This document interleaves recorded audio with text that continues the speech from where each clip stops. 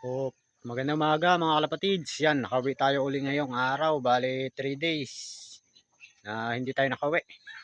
At yung ating mga ibon ay nandito lang sa loof, sa flyers loof. Silipin natin mga kalapatids. At eto na nga yung mga kalapati natin na pang norte. 3 araw, walang ronda. Dito lang sila sa loof. Yung ating mga pang norte at saka yung mga pang stock natin. Yan, puro off color ang ibon natin ngayon. Meron tayong dalawang grizzle. Yung isang grizzle dyan ay yan, hindi yan pang lipad. Pinahinga natin yan sa breeding. At meron tayong paloma, yung may white light. At yung ating mga pang norte, meron tayong 4 na pang norte. Isang blue bar. At eto, grizzle, yung naka-red ng ring. At yung ating itim. At yung may puti sa pakpak, nasa taas na siya.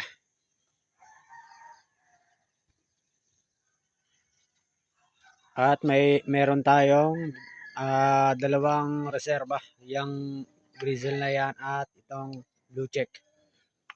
Parandahin na muna natin mga kalapatids. 3 araw walang ronda.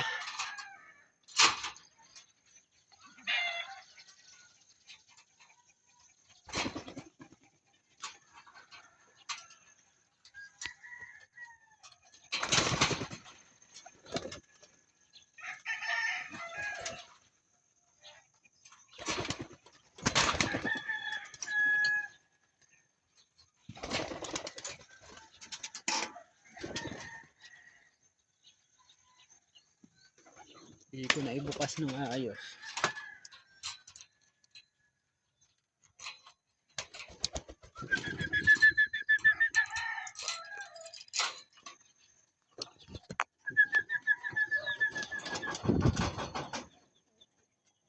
Bas na, ay siya.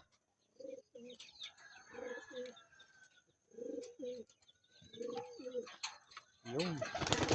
Yun. Ligaw pa tong isa.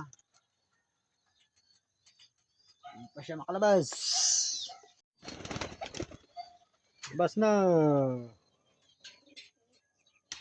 Yun. Nasa ronda na ang ating mga ibon mga kalapatids. 3 araw walang lipad. Ang oras 6:32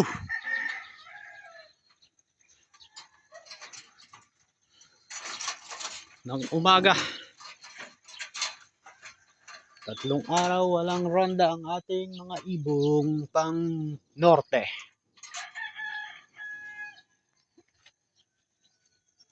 Uy, yun na sila.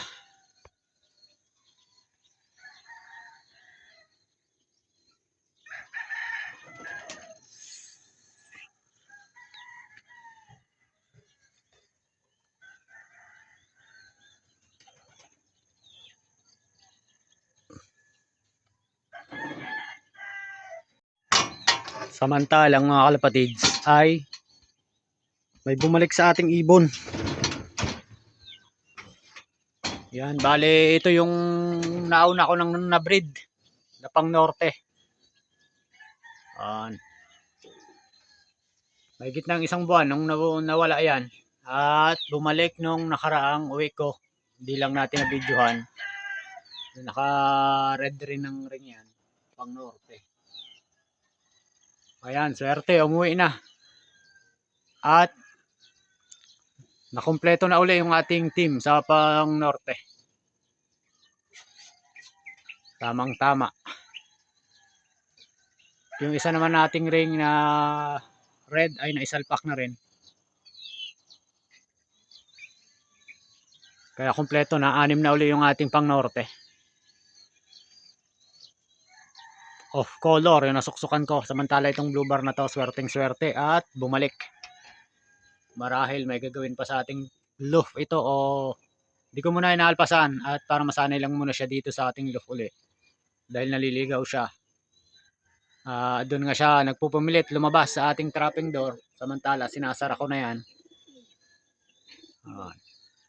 Hindi siya dito sa release door lumalabas, hindi siya nakasabay sa pagtuturo ko ng ibon. Nilalabas ko muna dito sa bilaran bago nilalabas sa release door.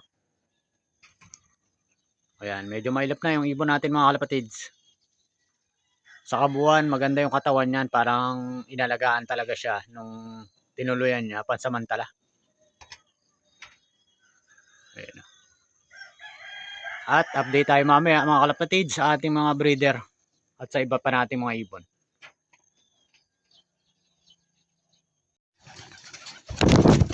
At yan mga kalapatids, bumaba na yung ating mga ibon.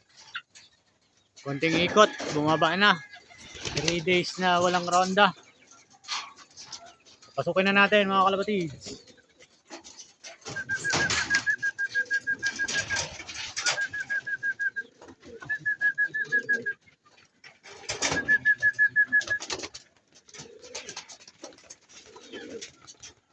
Huli ka ba? Pasok, pasok.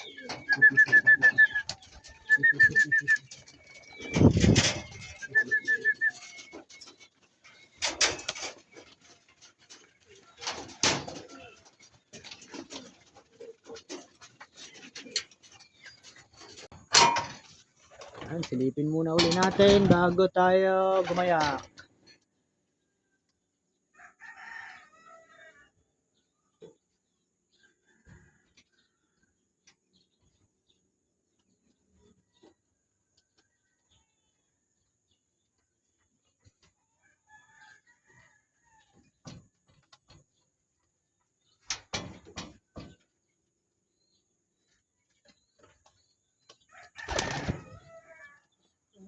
At hanggang dito na lang mga kalapatids, talagang magpapaalam na tayo.